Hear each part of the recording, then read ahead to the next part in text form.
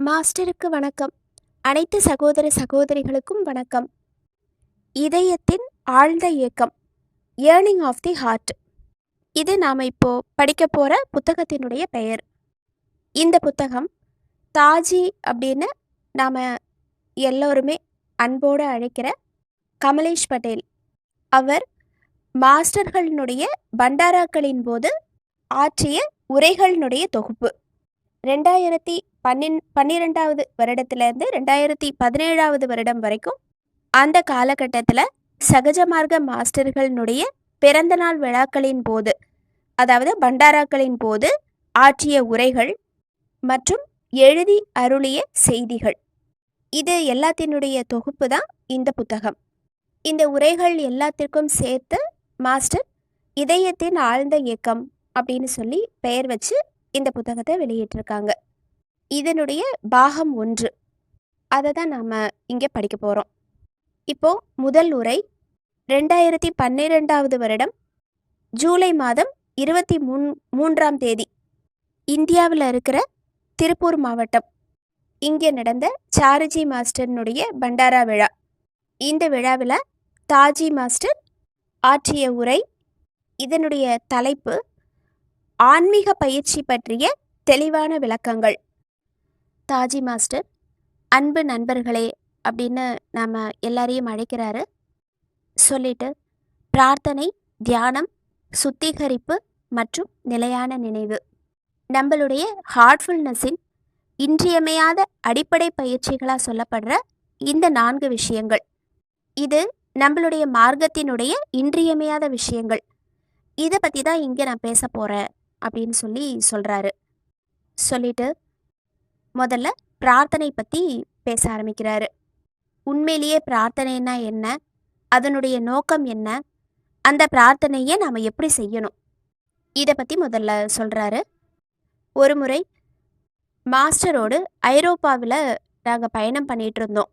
அதாவது சாருஜி மாஸ்டரோட தாஜி மாஸ்டர் சேர்ந்து ஐரோப்பாவில் பயணம் பண்ணிகிட்ருக்காங்க. அப்போது புயலினுடைய காரணமாக பயணம் தடைப்பட்டு ஒரு விமான நிலைய விடுதியில் எல்லாருமே தங்க வைக்கப்பட்டிருக்காங்க. இப்போ இந்த நேரத்தில் அதிர்ஷ்டவசமாக நான் ஒரே அறையில் அவரோட இருந்தேன்.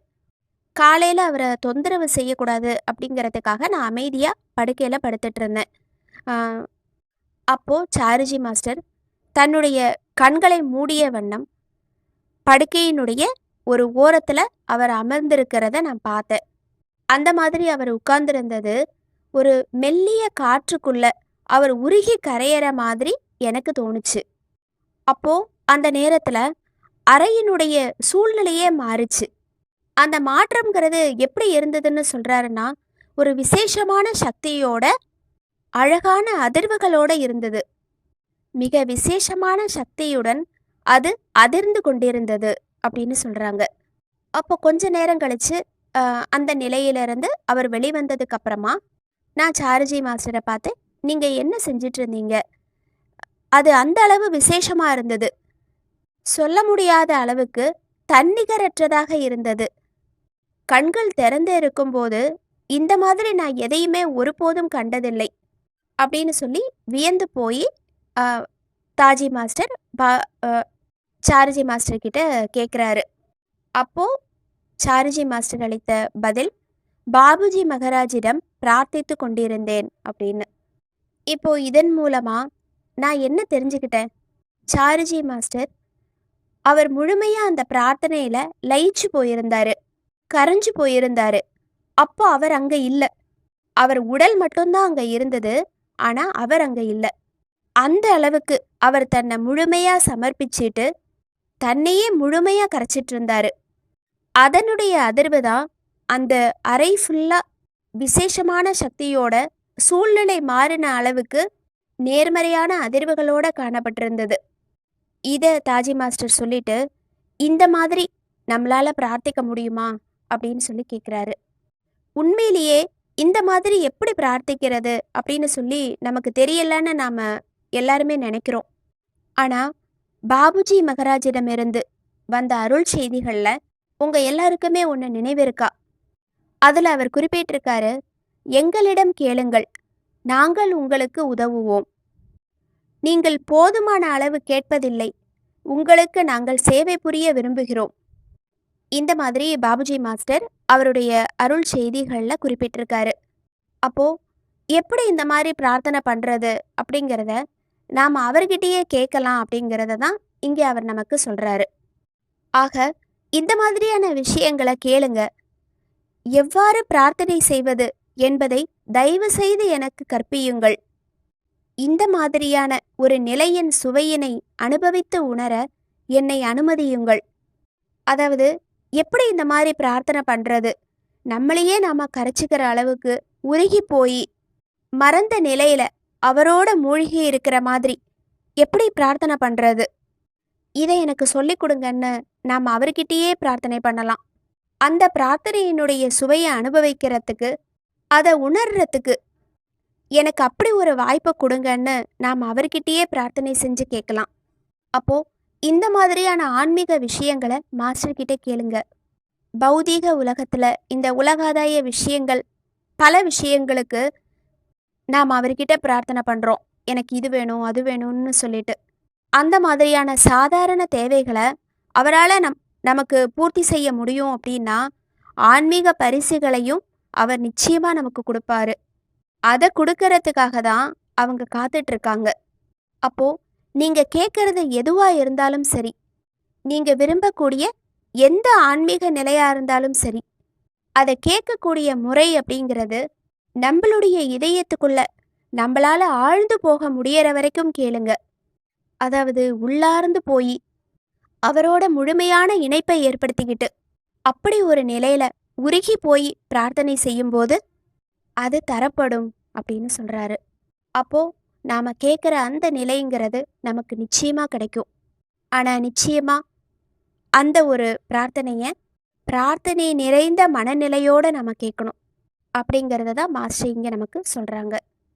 இப்போ நாம ஒரு விஷயத்தை பத்தி யோசிச்சு பார்க்கலாம். காலையில இப்போ நீங்க பிரார்த்தனை செய்யறதுக்கு தியானம் செய்யறதுக்கு முன்னாடி எப்படி உங்களுடைய பிரார்த்தனையை நீங்க சமர்ப்பிக்கிறீங்க? அதாவது காலையில நம்ம தியானம் செய்யறதுக்கு முன்னாடி ஒரு முறை பிரார்த்தனையை சமர்ப்பிக்கிறோம். அதை நீங்க எப்படி சொல்றீங்க? இயந்திர கதியில சொல்றீங்களா, அவசர அவசரமா சொல்றீங்களா, எல்லா வேலையும் செய்யற மாதிரி இதுவும் ஒரு வேலை அப்படின்னு நினைச்சு அப்படி சொல்றீங்களா? அப்படி இல்லைன்னா அதீத அன்போட உங்களுடைய பிரார்த்தனையை நீங்க சமர்ப்பிக்கிறீங்களா? இதை நீங்க கொஞ்சம் யோசிச்சு பார்க்கலாம். நம்மளுடைய வழிகாட்டியை நாம கூப்பிடுறோம். அந்த பிரார்த்தனையில அவரை நம்மளோட இணைச்சிக்கிறோம். அப்படி வழிகாட்டின்னு நாம எடுத்துக்கலன்னா இறைவன்னு எடுத்துக்கலாம். இப்படி நாம யாரை அழைச்சாலும் அவரை அன்போடு அழைக்கணும். நம்மளுடைய இதயத்துக்குள்ள அவங்கள ஒன்றிணைக்கிறதுக்கு கூப்பிடுறோம். அப்படி கூப்பிடும்போது அன்போடு அழைச்சு இதயத்துக்குள்ள குடி வைக்கணும். அதாவது அங்க உணர்வு ரீதியான பிரார்த்தனை நிறைந்த மனநிலை அங்க இருக்கணும். குஜராத்தில் ஒரு பக்தி பாடல் ஒன்று இருக்கு. அதில் சொல்லப்பட்டிருக்கிறது என்ன அப்படின்னா, கிருஷ்ணா, தயவு செய்து ஒரு முறை என் இல்லத்திற்கு வாருங்கள். நான் உங்களை உங்களது சொர்க்க லோகத்தை மறக்கச் செய்வேன் அப்படிங்கிறது தான் அந்த பாடலினுடைய பொருள். அவர் இங்க இல்லம் அப்படின்னு குறிப்பிட்டிருக்கிறது அவருடைய இதயம். இதை கிருஷ்ணரை அழைக்கிறதுக்காக, அவருடைய பிரசன்னத்திற்காக ஒரு பக்தர் பிரார்த்தனை பண்றாரு. என்னுடைய இதயத்துக்குள்ள நீங்க வாங்க. அப்படி நீங்க வரும்போது நீங்க இருக்கிற அந்த சொர்க்க லோகத்தையே நான் மறக்க செய்வேன். அந்த அளவுக்கு என்னுடைய இதயம் தூய்மையாகவும் பரிசுத்தமாகவும் உங்களை எதிர்நோக்கி காத்துட்டு இருக்கு, உங்களுடைய பிரசன்னத்துக்காக ஏங்கிட்டு இருக்கு அப்படிங்கிறத தான் பக்தர் இங்க வெளிப்படுத்துறாரு.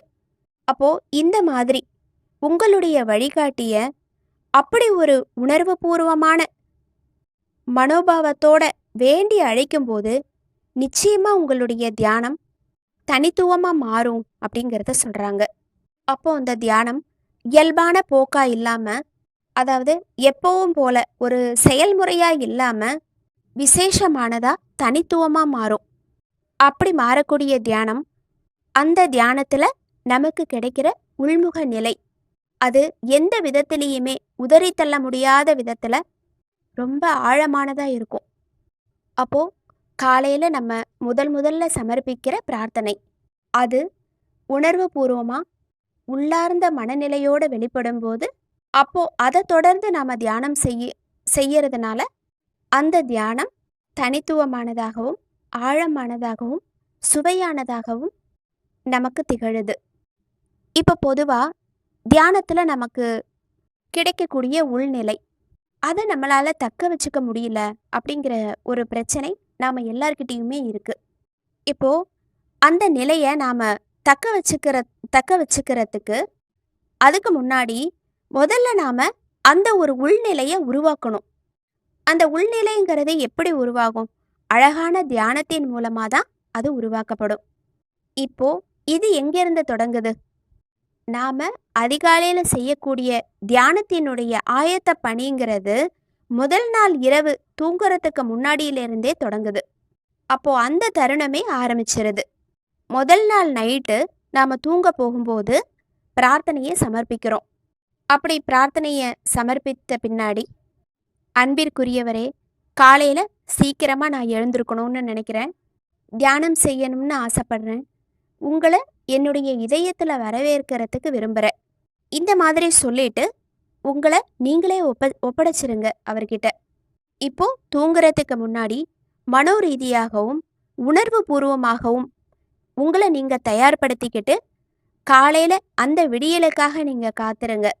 இப்போ காலையில எழுந்த உடனேயே உங்களுடைய காலை கடன்கள் எல்லாத்தையும் முடிச்சிட்டு பிரார்த்தனையை சமர்ப்பிச்சுட்டு ஒரு முறை தியானம் செய்யறதுக்கு ஆரம்பிங்க.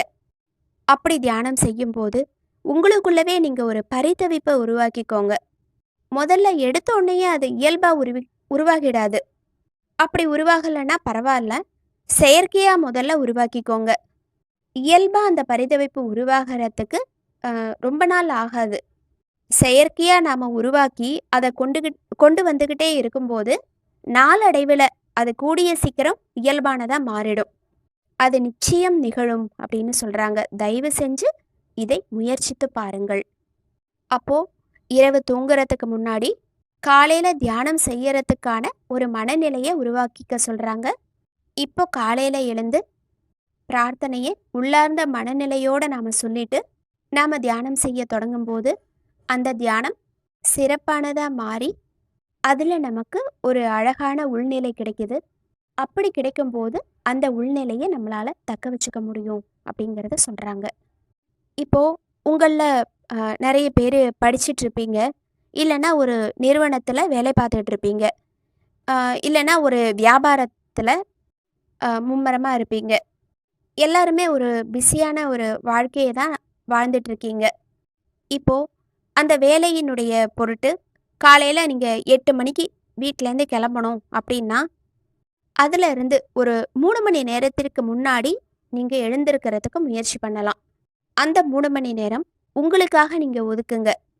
இப்போ நீங்கள் ஒரு ப்ரெசப்டராக இருக்கீங்க அப்படின்னா 4 மணி நேரம் உங்களுக்காக ஒதுக்குங்க. அப்போது 8 மணிக்கு நீங்கள் வீட்டிலேருந்து கிளம்பணும் அப்படின்னா 5 மணிக்கு காலையில் எழுந்திருக்கிறதுக்கு முயற்சி பண்ணுங்க. அப்படி சீக்கிரமாக எழுந்து உங்களுக்கு நிறைய நேரத்தை நீங்கள் காலையில் எடுத்துக்கும் போது உங்களுடைய இதயம் திருப்தி அடையக்கூடிய வகையில் உங்களுடைய தியானத்தை சரியான விதத்தில் செய்ய முடியும். அப்படி சரியான விதத்தில் அந்த தியானம் பூர்த்தி அடையும் போது அந்த ஒரு நாள் நிறைவாக முடியறதுக்கு உங்களுக்கு அது உதவி பண்ணும்.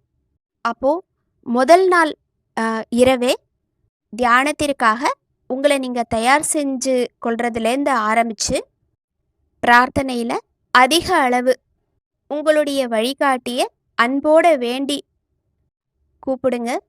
இப்போ இந்த மாதிரி செய்யும்போது காலையில் உங்களுடைய தியானம் சிறப்பானதாக இருக்கிறதோட மட்டுமல்லாமல் அந்த நாள் முழுக்க அந்த தியானம் தொடர்ந்து இருக்கிறத நீங்கள் பார்ப்பீங்க.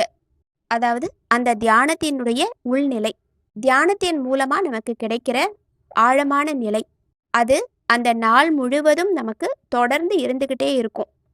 இதை நீங்கள் அனுபவபூர்வமாக பார்ப்பீங்க. ஏன்னா இது அற்புதமான விஷயம். இப்போது இப்படி இல்லாமல் உங்களுடைய வேலைக்கு நீங்கள் அவசரமாக போக வேண்டியிருக்கு அப்படிங்கிற எண்ணம் உங்களுக்குள்ள வந்ததுன்னா நீங்கள் என்ன பண்ணுவீங்க? தியானத்தை முடிச்சோடனேயே அவசரமாக எழுந்து வேலைக்காக ரெடி ஆகிடுவீங்க. அப்படி வேகமாக செயல்படும் போது நமக்கு தியானத்துல கிடைச்ச அந்த உள்நிலைய நீங்களே பாழ்படுத்திடுறீங்க. அப்போ எந்த ஒரு உள்நிலைக்காக முதல் நாள் இரவுலேருந்து ஆரம்பிச்சு காலையில தியானத்துல 1 மணி நேரம் நாம செலவு செஞ்சு அதுக்காக உழைக்கிறோமோ, அந்த நிலை நாம அவசரமா செயல்படுறதுனால, தியானம் முடிஞ்ச உடனேயே அவசர கதியில ஈடுபடுறதுனால, அந்த அரை நொடியிலேயே நம்மளுடைய உழைப்பு மொத்தமும் வீணாகிடுது. இங்க தான் பாபுஜி மாஸ்டர் நமக்கு ஒரு அறிவுரை சொல்றாரு.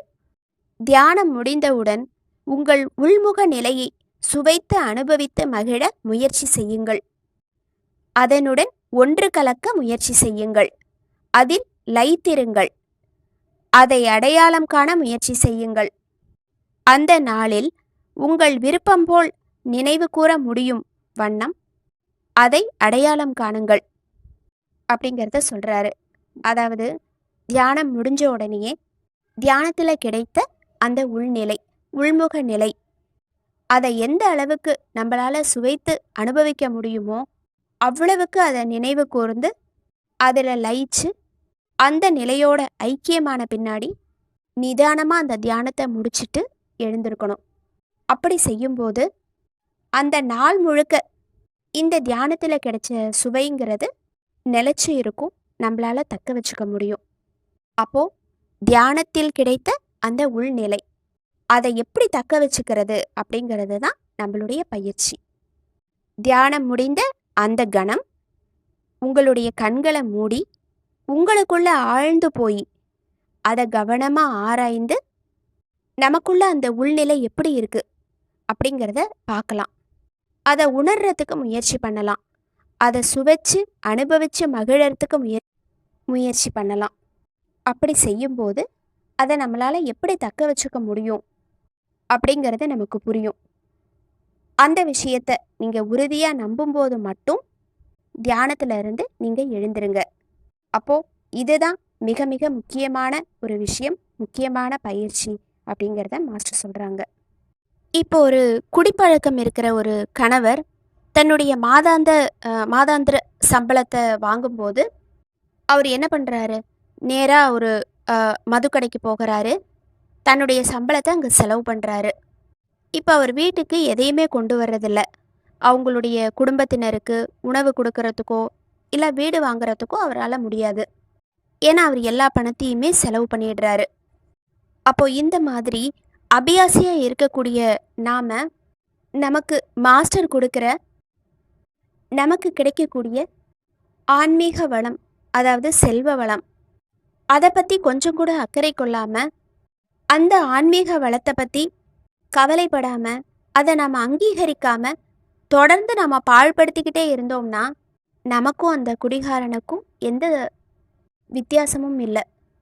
அந்த குடிகாரன் பணம் தீர்ற வரைக்கும் ரொம்ப சந்தோஷமாக இருப்பான். அந்த பணம் தீர்ந்த உடனே அவனுடைய மகிழ்ச்சி காணாமல் போயிடுது. அதே மாதிரி தியானத்தில் நமக்கு கிடைக்கக்கூடிய அந்த அழகான நிலையை தியானத்தின் போது மட்டும் நம்மளால் சுவைக்க முடியும். அதுக்கப்புறமா நாம் தொலைச்சிடுறோம். இப்படி நாம் செஞ்சிட்டு இருந்தோம்னா நாம் எவ்வளவு தியானம் செஞ்சாலும் சரி நம்மளால் ஒரு ஆன்மீக சாம்ராஜ்யத்தை உருவாக்கவே முடியாது. ஆன்மீக சாம்ராஜ்யத்தை என்ன, ஒரு ஆன்மீக குடிசையை கூட உருவாக்க முடியாது. அப்போது நமக்கு கிடைக்கிற ஓரொரு ஆன்மீக நிலையும் ஒரு செங்கல் மாதிரி. இங்கே நாம் ஒரு நாள் தியானம் செய்யலைன்னாலும் அந்த சுவத்தில் இருந்து ஒரு செங்கல் விழுந்து அந்த சுவர் ஓட்டையான மாதிரி தான்.